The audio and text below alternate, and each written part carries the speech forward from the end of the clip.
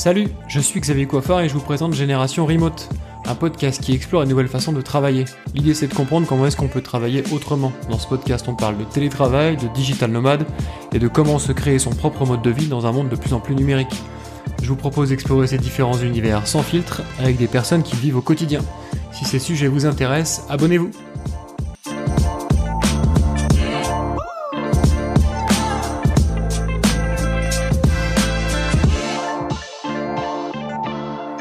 Bienvenue sur Génération Remote. Aujourd'hui, j'accueille François Lecroard, qui est fondateur de Lemlist, cofondateur de Lemlist. Lemlist, c'est une boîte qui est une startup française dont on entend beaucoup parler en ce moment. Vous avez fait le buzz il y a pas très longtemps avec votre levée de fonds, ou pseudo-levée de fonds, on va dire.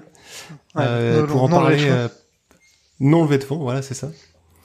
Et je suis hyper content de vous accueillir, enfin de t'accueillir toi sur ce podcast, parce que il y a beaucoup de gens de l'écosystème startup qui considèrent que Lemlist est un peu la boîte parfaite, ou en tout cas que pour l'instant vous avez fait une boîte, vous avez coché quand même pas mal de cases, que ça soit monter sans fonds extérieurs, grossir hyper vite comme si vous aviez levé, vous êtes en remote, vous avez fait un produit qui est, vous êtes basé sur une communauté, vous avez fait un produit qui a des super retours, enfin voilà.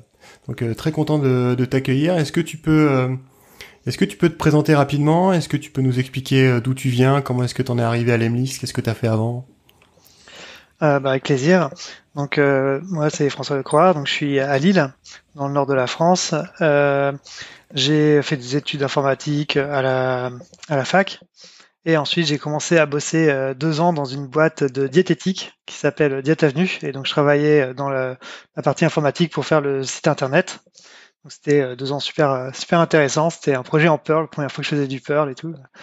Et ensuite j'ai travaillé 5 ans chez Netask, donc c'est un fournisseur de firewall, donc des boîtiers physiques de sécurité, donc du hardware, mais ils avaient une équipe en interne pour faire l'interface graphique qui était entièrement JavaScript. Donc pareil, là j'étais entièrement en présentiel dans les bureaux. Et ensuite j'ai fait 7 mois à eFounders.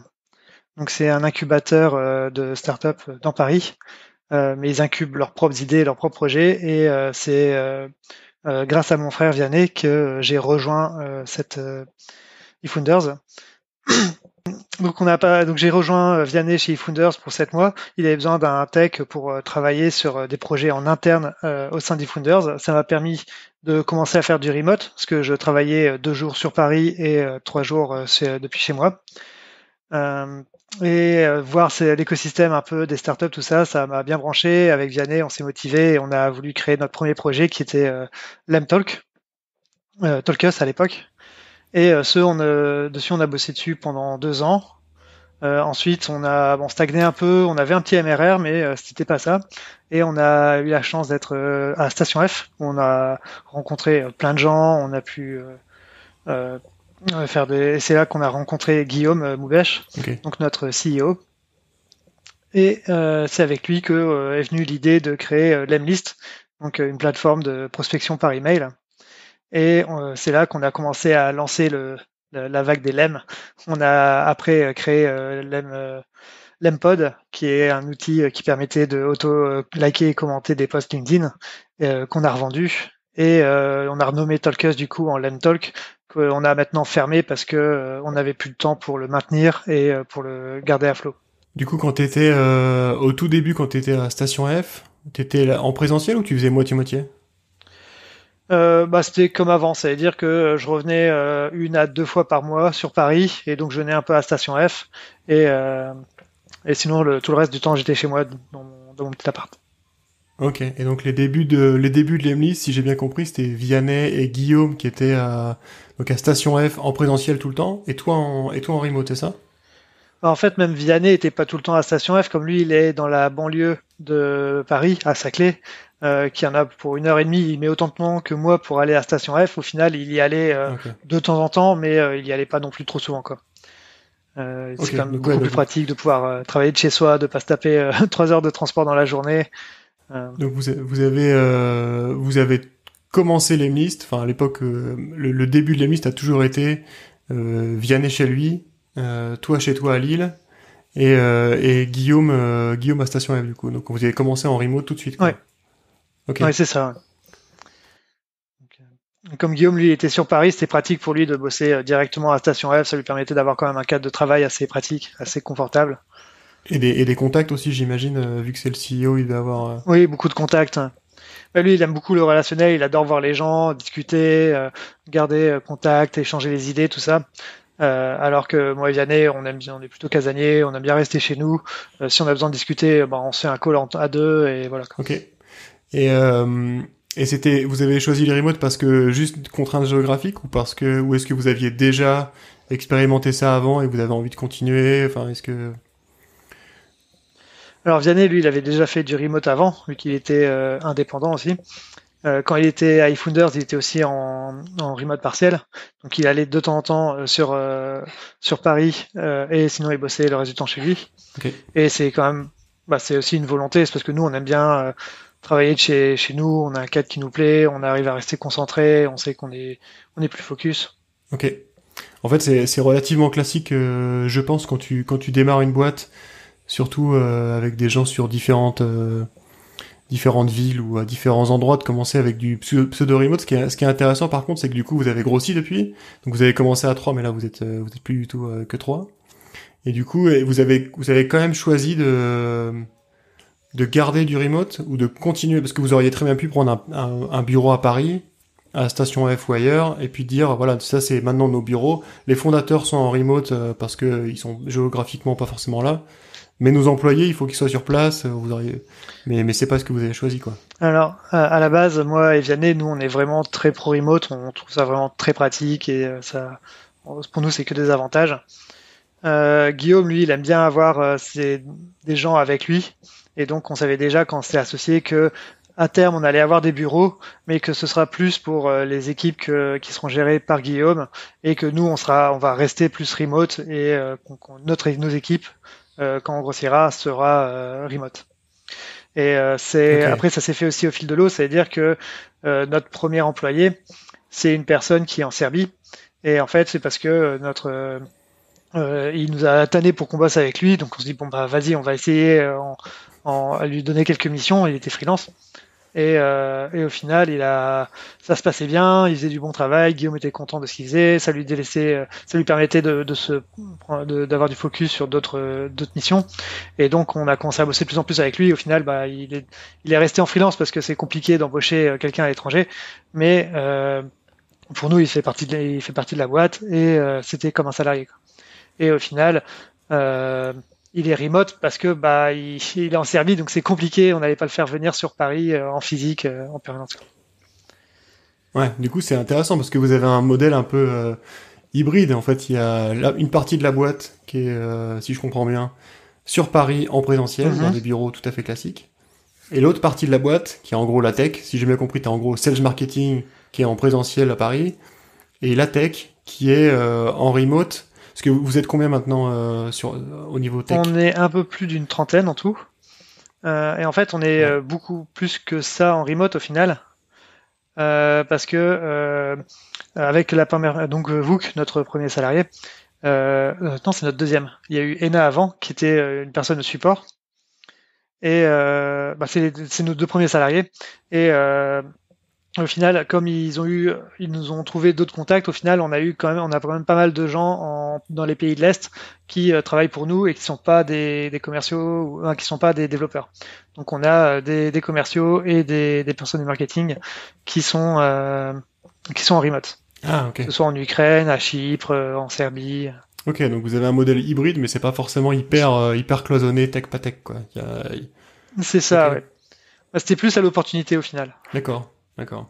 Et du coup, comment est-ce que vous arrivez à gérer la communication entre les équipes qui sont sur place à Paris et les équipes qui sont pas sur place à Paris, qui sont partout dispatchées?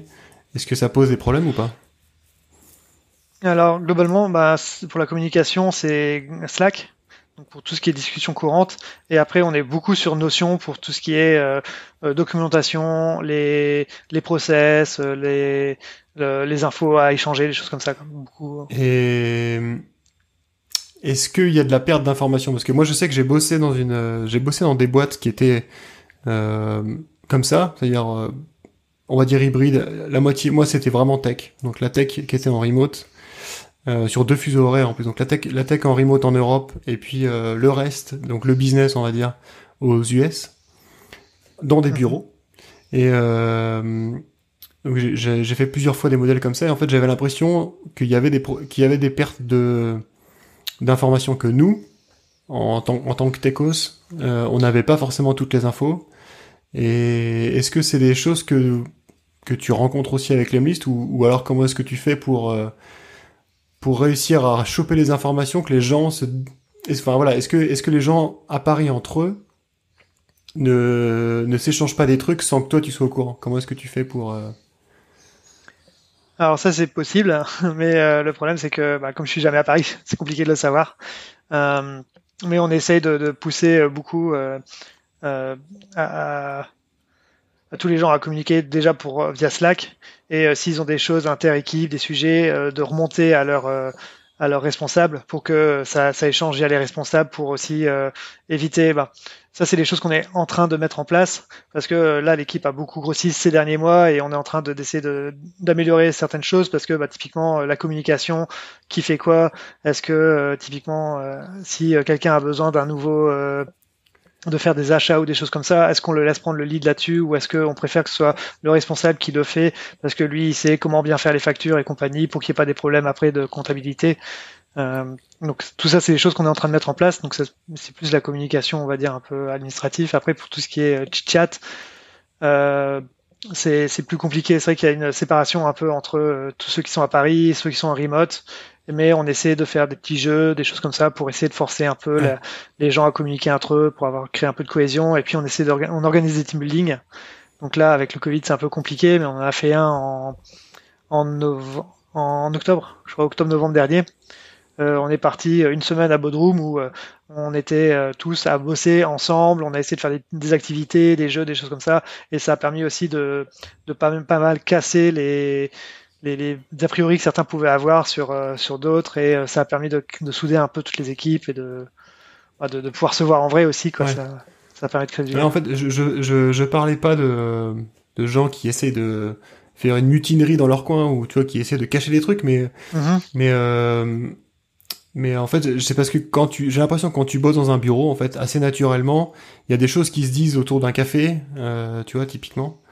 Et quand t'es pas une boîte qui met en place des procédures de communication, où en fait, on est remote first, c'est-à-dire que tout doit passer par Slack un jour ou l'autre, ou par n'importe quel autre chat ou n'importe quel autre moyen, mais que les gens qui ne sont pas dans cet espace de café, justement, ils soient quand même au courant des informations qui s'y passent.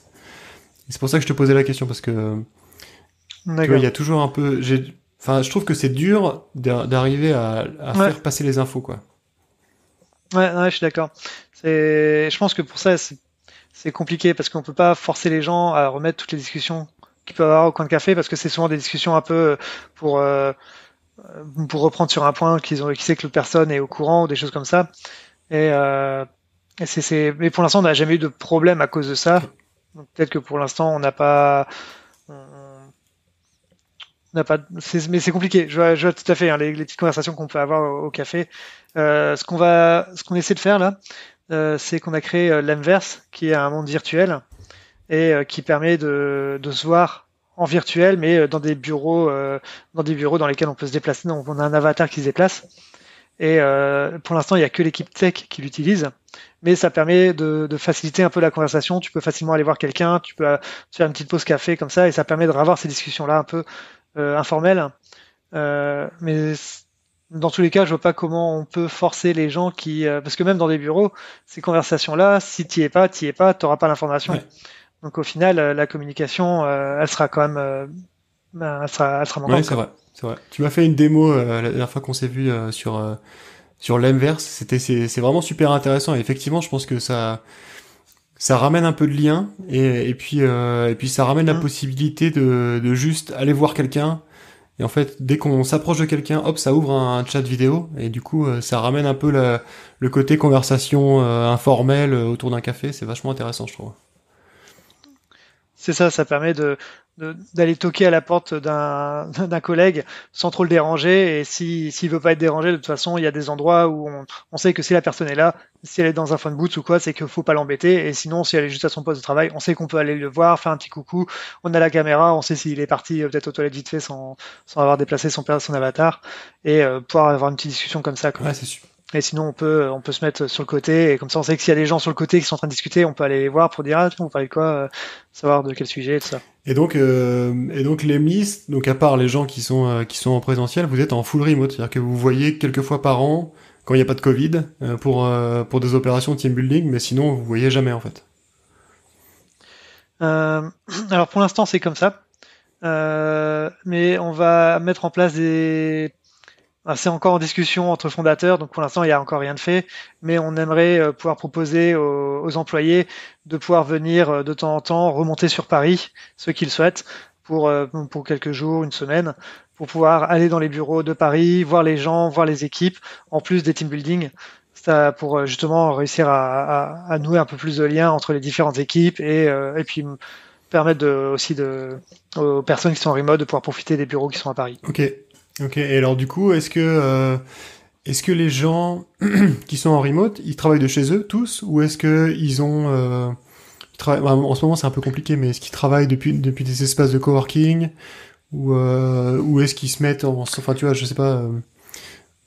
Alors l'équipe tech est très à travailler chez eux et je sais que certaines personnes dans l'équipe support aiment bien aller travailler dans un petit café ou dans un coworking pour se changer quoi. Ok. Donc là c'est sûr qu'avec les conditions actuelles c'est un peu plus compliqué mais voilà chacun fait un peu ce qu'il veut et bosse là où ça l'arrange quoi. On va pas obliger les gens qui ont peut-être un petit appart ou Ouais. qui, comme moi à une époque j'avais un appart qui était super bien mais exposé plein sud avec une mauvaise isolation donc autant dire qu'en été c'était le sauna. J'étais content de pas travailler de chez moi ces jours-là Ouais. quoi. Et du coup, comment est-ce que vous l'imaginez le truc des bureaux ouverts sur Paris là vous imaginez ça en fait où chacun peut venir un peu quand il veut, ou vous allez faire une semaine par mois, tu vois, Je pense que ce sera pas l'idée de faire venir beaucoup de gens ensemble, ce sera juste peut-être une ou deux personnes quelques jours. Euh, Après, comme je t'ai dit, on n'a pas beaucoup discuté vraiment factuellement de comment ça va être mis en place. Mais je pense que l'idée, c'est dans l'année que les gens puissent venir s'ils ont envie de venir, qu'ils puissent venir une ou deux fois dans l'année, je pense, dans le bureau. Pareil, on n'a pas beaucoup discuté de ça, donc je sais pas si vraiment on voudrait qu'ils viennent très souvent ou genre chacun puisse venir une fois par mois ou si c'est plutôt une à deux fois dans l'année. Mais l'idée, c'est que tout le monde puisse venir dans les bureaux de Paris, ok. quoi. Et l'idée c'est pas de leur dire bon, à partir du mois de mai ou de juin là, vous devez venir une semaine par mois. La première semaine du mois est forcément une semaine sur Paris, quoi. Non, non. Non, non, c'est pas du tout l'idée. Déjà, on veut obliger personne, parce qu'on sait qu'il y a des gens, ils auront pas envie, il y en a qui sont un peu loin, et qui venir sur Paris, ça leur prend toute une Ouais. journée, et puis le but c'est pas de forcer, c'est juste de proposer à ceux qui le souhaitent de D'accord. venir. Parce que on sait que, je suis certain que certains seront intéressés de venir sur Paris pour voir le reste de l'équipe, et puis c'est l'occasion aussi de se changer un peu les idées, d'être dans un autre environnement, de pouvoir avoir des discussions un peu plus informelles sur d'autres Ouais. choses. Euh, donc c'est ça. Et sachant que toute l'équipe tech est en remote, mais moi et Vianney, on vient quand même assez régulièrement sur Paris. Ok. Mais c'est toujours, c'est plus. Vianney vient plus régulièrement que moi, et moi je viens surtout quand on a des discussions importantes à avoir ou qu'il y a un événement un peu particulier. Ok. Des fois on a eu un Milstock, on a eu le premier million ou des choses comme ça, d'ARR. Hop, ça se Ouais, fête. c'est clair. Ah oui, c'est important de célébrer, quoi. Mm. Moi, je pense aussi que c'est, ouais, hyper important donc de célébrer ensemble, et puis aussi de juste rencontrer ses collègues en fait de temps en temps, d'avoir des discussions autour d'un café, de prendre une bière le soir avant de partir. Est-ce que toi t'as vu la Mm. différence avant et après le team building? Tu me disais que t'avais fait un team building en Turquie, c'est ça? Ouais. Effectivement, avec certaines personnes que je voyais, on discutait beaucoup moins et depuis le team building, je sentais qu'ils hésitaient beaucoup moins à venir me voir sur Slack, à discuter, me parler en privé ou me pinguer sur des choses. C'est vrai que des fois, dans Slack, on peut être un peu direct, un peu rapide. Et des fois, ça peut paraître un peu froid, et donc du coup, surtout quand tu es fondateur, un autre employé, bon, il va rester un peu sur ses gardes, alors qu'une fois que tu l'as vu, que tu sens qu'il n'y a pas de souci, qu'il y a une bonne entente, et que, du coup, ils se lâchent un peu plus et ils n'hésitent pas à contacter plus facilement les gens. Ouais, c'est intéressant. Ouais, du coup, comment est-ce que vous faites pour à la fois recruter, onboarder les gens, et comment est-ce que vous arrivez à après les manager au jour le jour? Donc peut-être d'abord commencer par le recrutement et l'onboarding. Donc pour le recrutement, on passe par une plateforme qui s'appelle Welcome to the Jungle. Donc c'est là qu'on récupère la plupart des profils. Et sinon, on a aussi quelques chasseurs de tête avec lesquels on travaille qui essaient de nous trouver des profils qui vont bien, des profils remote et plutôt start-up pour rejoindre un peu notre esprit. Et surtout des seniors parce que on préfère travailler. Pour l'instant, on n'a pas assez de ressources, on a beaucoup de retard et le projet est très compliqué avec par exemple, on a pris des décisions de ne pas faire de tests. Donc, parce qu'on considère que nous, on sait ce qu'on fait, mais du coup, maintenant, il faut prendre des gens qui savent assez bien ce qu'ils font et qui savent qu'ils peuvent travailler sans avoir trop de tests derrière eux pour les sauver s'ils font des conneries, quoi. Ouais. Pour le onboarding, on a Elodie qui est notre assistante de direction qui nous aide qui est aussi notre chef Office Happiness qui gère tout le onboarding, donc vérifier que la personne ait bien le matériel, qu'elle aura bien un ordinateur quand elle nous rejoindra, que si elle a besoin de matos en plus, elle puisse l'avoir, et qui va lui présenter la boîte, lui expliquer un peu comment ça marche, lui expliquer aussi Notion potentiellement, pour qu'elle puisse voir les points d'entrée, parce que dans Notion, on a une page qui décrit comment se passe la première journée, ce qu'il faut comprendre, comment fonctionnent les applications, comment fonctionne Slack, quels sont les outils qu'on utilise, toutes ces choses-là pour pouvoir bien travailler ensemble et bien communiquer. Typiquement, dans Slack, on a certaines règles du genre euh, ne pas envoyer de petits messages les uns après les autres. Si tu as quelque chose à dire, mets tout de suite ton message complet. Si tu veux dire bonjour, il n'y a pas de souci, mais tu mets bonjour et tu fais un retour à la ligne. Et mais dans le même message, tu mets tout ce que tu veux dire. Comme ça fait qu'une seule notification. Parce que typiquement, moi et Vianney, on met les notifications en très important sur beaucoup de channels. Et si on commence à avoir 10 notifications pour nous donner qu'un message qui en plus n'était même pas destiné à nous potentiellement, ça va couper notre productivité et donc potentiellement couper la productivité de tous les employés. Donc c'est plein de petites règles comme ça. Euh, Et sur le recrutement, du coup, je vais revenir un peu en arrière. mhm. Sur le recrutement, du coup, vous faites, j'imagine, plusieurs entretiens. Et du coup, vous faites tout à distance, même les tests techniques et tout ça. C'est ça, ouais, tout est fait en remote, donc généralement sur un Meet. Donc là, il y a généralement deux, trois entretiens. Donc la plupart du temps, c'est Vianney qui fait le premier entretien. Il teste la personne, il teste pas vraiment la personne, mais il voit sa personnalité, si c'est un bon fit, si, si c'est un bon fit. Moi, je fais souvent le test technique, donc il y a un petit exercice sur Meteor à faire où je le guide et je vois comment il arrive à avancer dessus, comment il se débrouille. Ok. Et après ça, il y a souvent un troisième entretien avec Guillaume pour, pareil, c'est plus un fit, pour voir si c'est un bon fit émotionnellement avec l'entreprise, quoi. Ok. Et du coup, sur le onboarding, Et du coup, c'est tout en remote aussi. Vous faites pas venir. entièrement en remote. Ok. En fait, si la personne est sur Paris, oui, Ok. il peut venir sur Paris s'il a envie, mais sinon, de base, c'est remote. Et une spécificité pour les techs, ce qu'on fait avec Vianney, c'est que généralement on se déplace tous les deux, si elle est prise, chez la personne pour passer une semaine pas chez lui, mais on prend un Airbnb assez grand et comme ça on a un grand salon, il vient, il nous rejoint, mais dans la ville où il travaille pour passer une semaine ensemble. Comme ça fait une semaine d'intégration. On peut lui partager un maximum Ouais. d'informations, de la philosophie, des règles qu'on nous on s'est défini et donc du coup ça lui permet de vérifier qu'il a tout en main, que son PC est bien installé, que l'application fonctionne bien, qu'il a bien compris comment on travaillait. On essaie de lui trouver une ou deux petites tâches sur lesquelles bosser, comme ça avec lui on peut avancer, nous on peut avancer sur d'autres choses en attendant, et après on revoit avec lui, on refait un point, comment il a fait les trucs, comment il voit ce qu'il a fait, les retours qu'on peut lui faire dessus. Et ça, Et ouais, c'est ouais, super c'est intéressant plutôt pas ça. mal parce que ça permet de créer un lien tout de suite avec la personne. On la voit pendant une semaine, on passe matin et soir ensemble, on mange le midi ensemble, c'est très cool. Si possible le soir, on essaie de faire des petites soirées pour Ouais. une ou deux soirées pour avoir des petits moments décontractés ensemble. Et ouais, franchement, on a pu faire ça à chaque fois, c'était vraiment chouette. Ouais, parce que Puis nous, ça nous permet. le onboarding en remote, ça peut être un peu froid, quoi. On t'envoie un PC, on te dit, voilà, tu te connectes Mm. à la doc, et puis tu lis la doc, Ouais, c'est ça. c'est Ouais. chaud, quoi. Ouais. Intéressant. Ouais, c'est pour ça que après en remote, on essaie, comme on est en remote, on essaie beaucoup du coup de faire des calls avec la nouvelle personne pour voir si tout se passe bien. On essaie de la pinguer régulièrement, voir si elle a des blocages, comment ça avance et si on peut l'aider.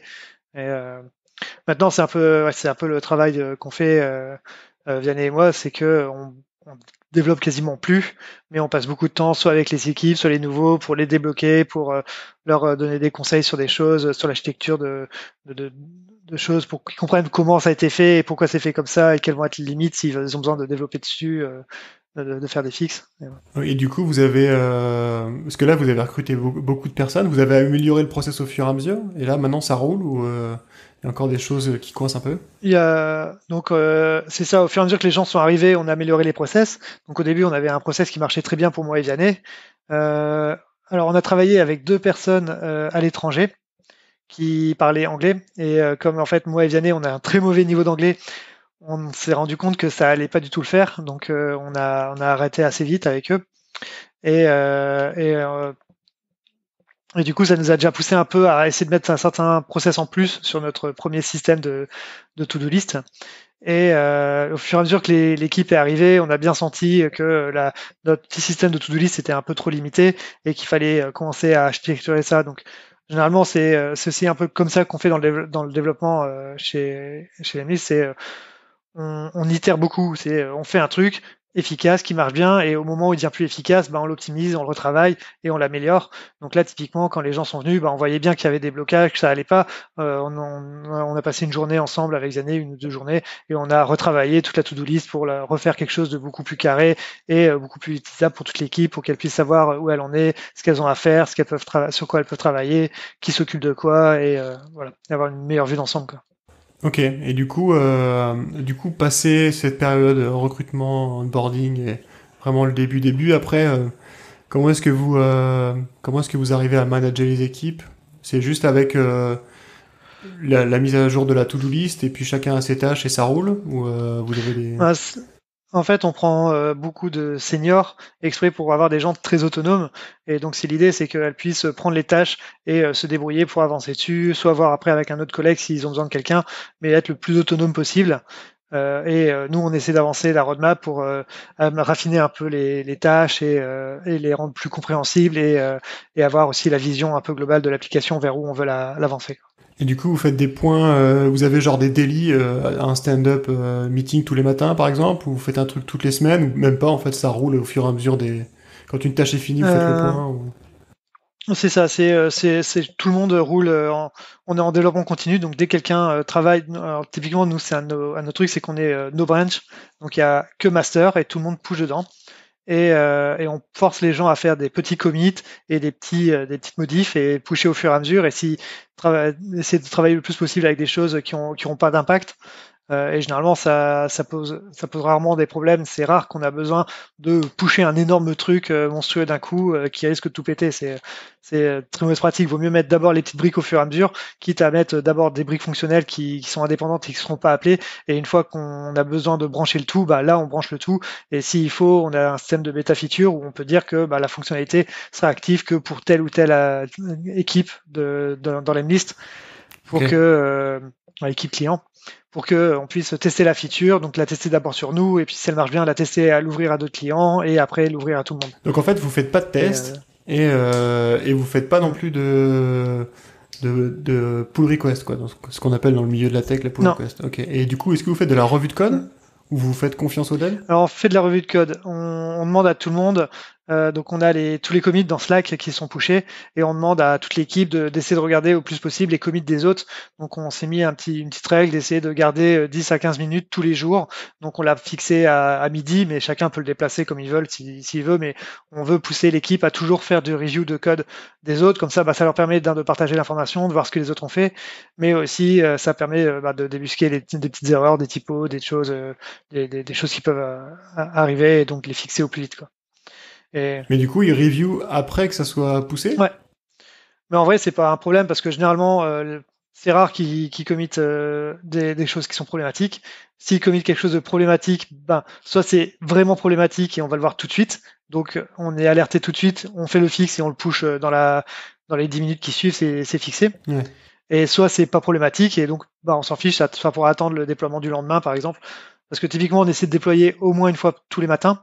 Et après, on peut déployer 2, 3 fois par jour selon si on a des choses importantes à remonter. Mais généralement, on essaie au moins tous les jours de déployer un truc. Donc ça fait qu'aussi, il n'y a pas beaucoup de retard entre la production et le développement. Donc tout est à jour assez vite, quoi. Ok, ouais, c'est intéressant au niveau de la pratique de dev, c'est intéressant. C'est original, on va dire. C'est un peu en dehors des clous.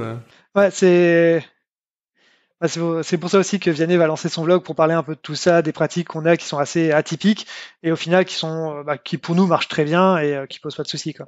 Mais typiquement, c'est là aussi où si on voulait prendre qui nous force à prendre des développeurs assez seniors parce que on veut éviter de prendre quelqu'un qui ferait vraiment du code qui a besoin d'être vu en permanence parce que ou d'être review en permanence parce que il fait pas quelque chose de correct, il n'arrive pas à écrire quelque chose de correct dès le début, quoi.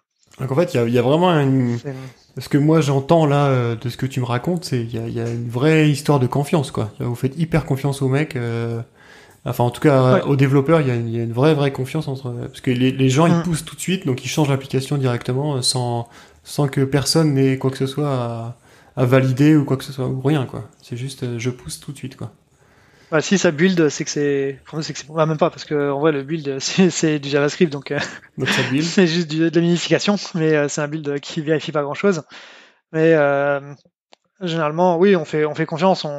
Et comme on dit, franchement, les rares fois où il y a eu des soucis, soit c'était un souci qui a pu complètement attendre le lendemain, soit c'est un truc, ça a traîné 3 jours et en fait, on en a aperçu après, mais personne s'en est plaint, donc en vrai, c'est pas très Ouais, grave. c'est pas très grave. En fait, c'est toujours l'effet de bord du bug, quoi. Il est pas toujours aussi important qu'on le croit, quoi. Et en Et fait, donc ce qui vous intéresse, vous, le plus, c'est d'aller vite, quoi. C'est ça? Si je comprends ouais, bien, c'est... on, L'important, on c'est pré- d'aller vite, et puis vous on ferez mieux préfère plus être tard, quoi. on préfère être flexible et pouvoir corriger vite qu'avoir une infrastructure de test et compagnie et que si on a un problème en production, qu'on soit alourdi par tout ça sous prétexte d'avoir des tests et de nous protéger, tu vois. Ok. Ok. Et c'est quelque chose qui a évolué avec le temps ou c'est quelque chose que vous avez depuis le début, cette histoire de nos branches, je pousse en production tout de suite? Ça, c'est ce qu'on avait depuis le début. Il y a des moments où on a eu un peu de mal parce que bah, le build était lent, le déploiement était lent, donc on a passé du temps après sur nos outils pour les améliorer. Mais c'est quelque chose qu'on a eu depuis le premier jour, et c'est ça aussi qui fait qu'on a une application qui évolue aussi vite. Tout le monde nous dit c'est incroyable, il y a tout le temps des nouveautés, mais c'est parce que tous les jours potentiellement il y a une nouveauté qui arrive en production, comme. Et Ouais. Et du coup, ça a un impact sur le business. C'est-à-dire que les clients sont contents parce que vous mettez en place plus vite les features qui sont demandées, quoi. C'est ça? c'est ça. Après, Ok. c'est surtout les features que nous on a prévu de faire. C'est rarement les features que le client demande. Ça arrive souvent. La plupart des features que les clients demandent, on les fait pas parce qu'ils ont des features trop spécifiques pour leur cas ou des choses trop ésotériques qui iront pas pour tout le monde. Mais après, c'est vrai que des fois, il y a des clients qui demandent des features et bah, moi, je leur code dans l'heure et je la déploie dans la foulée. Et 1 heure après, je leur dis, bah, c'est bon, c'est là. Et ils sont, Ouais, ouais, c'est dingue. c'est incroyable pour eux, quoi. Ouais. Et ça, c'est une expérience qu'on est content de pouvoir fournir à nos clients, quoi. Et alors, du coup, comment est-ce que vous voyez dans le futur? Alors, je sais pas si tu y as pensé, mais est-ce que vous continuez ce mode full remote comme ça, avec entière confiance aux personnes? Est-ce que tu penses que c'est un modèle qui peut scaler? Parce que là, vous êtes quand même bien parti pour grossir encore bien plus. Donc là, vous êtes à 30. Est-ce que tu penses que tu peux arriver à 100 personnes avec le même modèle? À 1000 personnes avec le même modèle? Alors, peut-être pas 1000 personnes. Le truc, c'est que, alors nous, pour l'instant, sur nos projections, on va essayer de ralentir un peu le recrutement. On, on a envie de stabiliser surtout les équipes pour l'instant. Donc après, on reste ouvert parce qu'on sait que recruter un bon développeur senior qui a tout ce qu'on demande Ouais. comme compétences, c'est compliqué. Donc on reste ouvert, mais pour l'instant, on cherche pas non plus à recruter à tour de bras et à faire comme d'autres startups qui embauchent des centaines de salariés tous les mois. C'est Ouais. je pense que si on veut arriver à ça, clairement, il y aura des choses à mettre en place. Typiquement, on sait que là, pour les prochains, là, on a toujours fonctionné sans test parce qu'on pouvait se le permettre. Mais on sait que dans les prochaines années, si on continue à grossir, il va falloir peut-être reprendre un peu plus de développeurs juniors. Et globalement, même sans junior, je pense que même pour nous, il va falloir commencer à rajouter des tests sur certaines parties qui sont un peu critiques pour se garantir qu'il n'y aura pas de problème là-dessus, quoi. Mais ça sera en remote quand même. Même si t'embauches des Mais juniors. clairement, je pense que dans tous les cas, ouais, dans tous les cas, la tech, c'est sûr et certain pour nous, ça sera remote. Euh, ça fait pas de sens de l'avoir au bureau, dans un bureau. Nous, déjà, il y aura personne de l'équipe quasiment. Donc, il va se retrouver tout seul avec l'équipe marketing et sales. Euh, et, euh, et potentiellement Vianney et moi qui allons venir de temps en temps. Donc, il y a pas tant d'intérêt. Après, si on a quelqu'un qui est recruté sur Paris et qui a envie de venir dans le bureau, on va pas lui interdire non plus. Mais ça sera jamais une obligation, ça c'est sûr. Ok, et pourquoi est-ce que tu choisis du remote, à part le fait que du coup l'équipe est forcément en remote, mais quels sont les avantages que ça t'apporte toi en tant que fondateur d'une boîte d'embaucher des gens en remote? Bah, potentiellement déjà c'est de payer des bureaux moins chers parce que bah, des bureaux ça coûte un certain prix. C'est aussi pour ça qu'au début on n'avait pas de bureau. Parce qu'on n'avait pas les moyens de se payer des bureaux, donc c'est aussi une contrainte financière.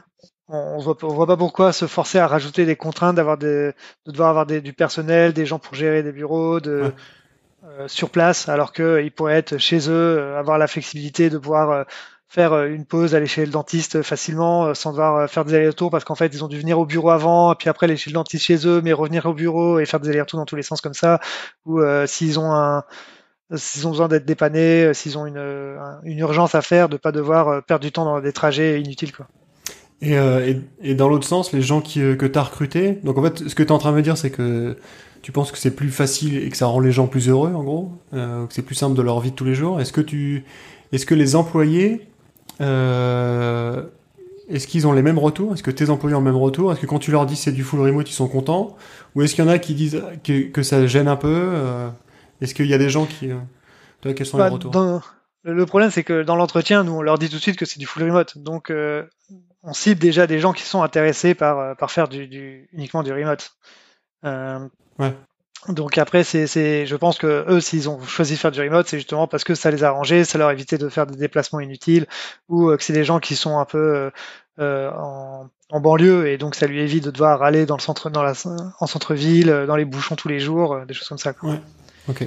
Et généralement, ceux qu'on a, ils ont tous un bureau bien au calme, pouvoir travailler correctement, et ils ont des conditions de remote. Ben, ils se mettent ils se donnent les moyens de pouvoir faire du remote. Ok, donc ouais, vous embauchez des gens qui sont déjà avertis au remote, quoi. Vous embauchez pas des gens Ouais. qui arrivent par Et, hasard. ouais, c'est ça. Après, je voulais revenir aussi sur ton point sur les meetings, parce que du coup, je suis parti un peu vite sur d'autres choses. On a un meeting tous les lundis après-midi avec toute l'entreprise sur Zoom. Donc c'est un meeting obligatoire où on leur demande. Ce meeting-là a pas mal évolué avec le temps parce qu'au début, on n'était pas nombreux, on faisait un tour, tout le monde se disait un peu bonjour, expliquait un peu sur quoi il travaillait, de ça. Mais après, quand c'est devenu un peu gros, c'est devenu compliqué. Donc c'est devenu tous les chefs ont commencé à expliquer un peu les avancées et euh, et après, on s'est dit, ce serait cool aussi de mettre en avant certaines personnes. Donc maintenant, le meeting commence par Guillaume qui présente un peu les dernières choses qui sont arrivées, les prochains objectifs Ok, et un peu des kudos, des félicitations pour les employés, pour l'employé de la semaine, on va dire, pour les employés de la semaine qui ont réussi à faire des trucs super cool, genre un sales qui a réussi à close un super deal, un dev qui a réussi à déployer une super feature ou qui a fixé un gros bug, tout des choses comme ça, quoi. ok, ah, intéressant. Et, euh, et après en dev, on se fait un meeting tous les vendredis après-midi pour faire un point sur les features. Comme je disais, tu sais, on a un système de feature flag où on active des fonctionnalités et en fait elles passent dans différentes étapes. Donc il y en a qui sont privées, qu'on garde juste en interne pour pouvoir les activer, pour pouvoir les tester en prod et après on les retire. Et après sinon elles ont un suivi elles passent d'abord pour les personnes qui sont invitées. Donc là c'est l'équipe de support ou de sales qui va pouvoir rajouter la feature à certains clients qui le demandent. Et une fois qu'on a pu tester, qu'on a eu des bons retours clients, on passe la feature en open. Donc là, c'est-à-dire qu'on a une section lab dans l'application où chacun va pouvoir l'activer. et après on va la passer en activé pour tout le monde. Comme ça, c'est tout le monde qui l'a, mais en même temps, on a toujours la feature qui peut être débranchée si on veut. Et après, on met la feature pour tout le monde. Et donc tous les vendredis, on fait un point sur les différentes features, savoir quelle va passer dans tel mode, quelle nouvelle feature arrive et quelles sont les features qui vont être supprimées ou celles qui vont être en invite pour pouvoir le dire le lundi. Ah bah voilà, il y a telle nouvelle feature qui vont pouvoir arriver, n'hésitez pas à les faire tester aux clients et des choses comme ça. Ok. Et donc c'est un petit point mood de la semaine, un point feature et, euh, et après des Et discussions, savoir ce qu'ils peuvent voir, qu'est-ce qu'ils trouvent qu'on pourrait améliorer, qu'est-ce qu'ils ont fait dans leur ancienne boîte qui pourrait être bénéfique à reprendre ou des choses comme ça, quoi. ok, ok, intéressant. Intéressant. En fait, du coup, tu me dresses un tableau hyper avantageux du remote. J'ai l'impression que enfin, que vous êtes d'ailleurs tous très convaincus du remote, et même tes employés, en fait, de ce que tu me racontes, ça a l'air vachement positif. Comment est-ce que quel conseil tu donnerais à un entrepreneur qui veut lancer une boîte et qui du coup se pose la question soit de commencer en remote, soit de basculer peut-être en remote avec, maintenant avec le Covid et tout ça, voilà, quel conseil tu donnerais? Mm. Alors, moi, mes conseils, ce serait, bah, faut que vous ayez confiance dans vos employés. Si vous n'avez pas confiance, basculez pas en remote. Ouais, déjà, c'est qu'il y a un gros problème de base qu'il faut résoudre. Si vous n'avez pas confiance dans vos employés, c'est pas la peine, quoi.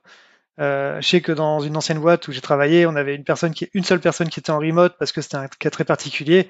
Et j'ai déjà entendu, donc c'était un collègue et on avait le même chef et j'ai déjà entendu mon chef sortir. Ouais, putain, mais il est jamais là quand j'ai besoin de lui. Il y a un bug dans son truc. Pourquoi il est pas là? J'ai dit, bah il est pas là. Il est peut-être en pause. Il fait sa vie, quoi. Il est pas là, c'est pas grave. Et s'il y a un bug, bah faut juste faut lui remonter. Et il y a pas besoin ça a pas besoin d'être une urgence comme ça.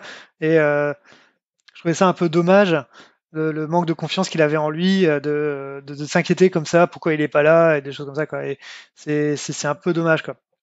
C'est pour moi le remote, ça prouve aussi que tu as confiance dans ton employé et que ton employé a confiance en toi, que faut pas être là à le stalker en permanence, à vérifier qu'il travaille.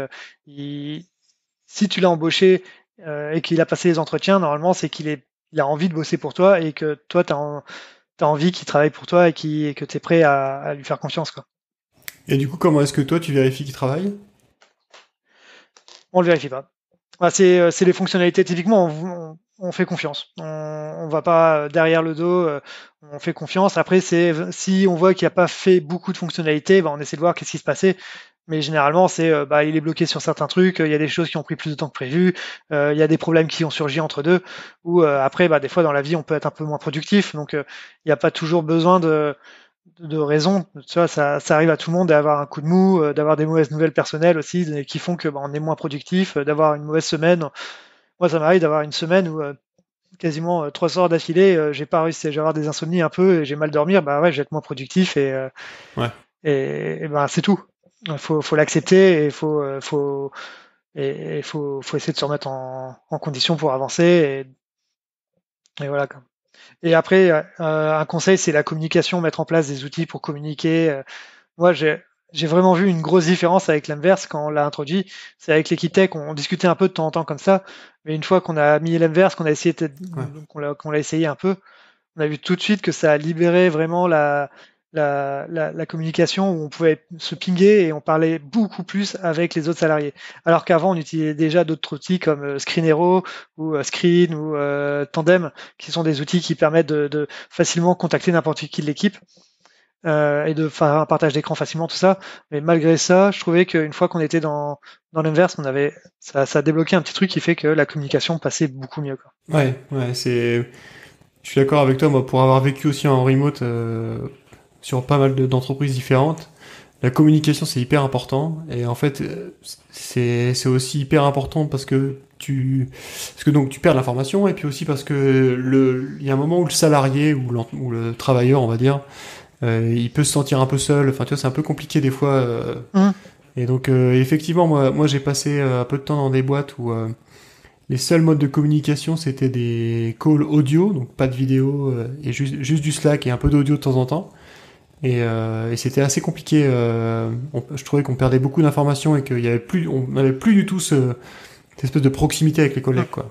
Même si on s'appelait presque tous les jours en audio, c'est pas du tout la même chose que faire de la vidéo ou l'inverse, le monde virtuel là, qui est encore plus intéressant parce que là, tu rajoutes un peu une dimension physique au truc, même si c'est virtuel. Ouais, puis c'est rigolo.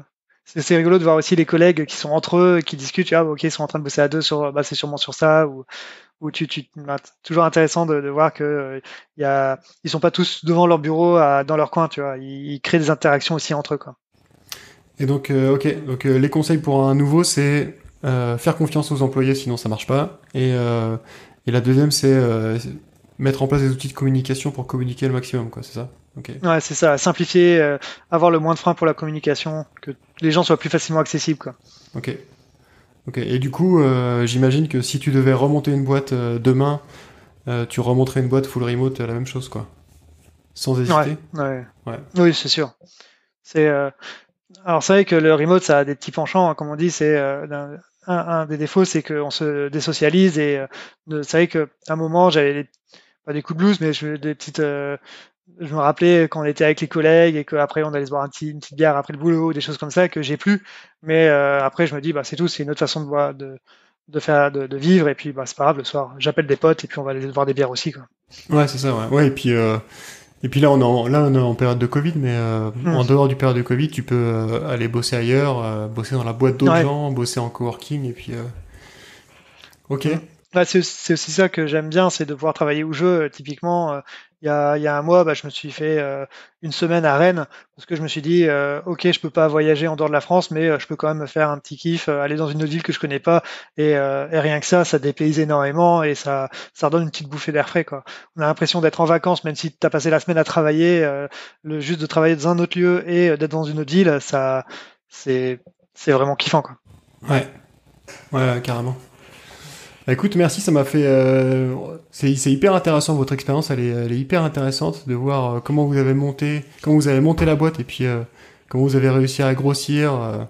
C'est hyper inspirant aussi toute la confiance que vous donnez à vos employés. J'ai rarement rencontré des gens, des boîtes qui faisaient autant confiance à leurs employés. Souvent, tout le monde dit que la confiance est là et que l'ambiance est bonne, mais dans les faits, avoir des gens en full remote que tu laisses faire et que tu harcèles pas et aussi que tu laisses pousser en production sans rien dire et voir après si ça marche pas, je trouve que c'est hyper inspirant. Donc merci beaucoup. Où est-ce qu'on peut te contacter? Vous pouvez me contacter sur Twitter. Donc mon handle c'est Pierre Noël, PEERNOHE2L. Je vais mettre en description. Ouais. Ou sur LinkedIn sinon. Ok, et je mettrai le lien de l'Emlist en description. Il faut aller voir si vous avez besoin de faire des campagnes de mail. C'est un outil hyper intéressant. Écoute, merci beaucoup François. Et puis, merci à toi de m'avoir accueilli. Au plaisir.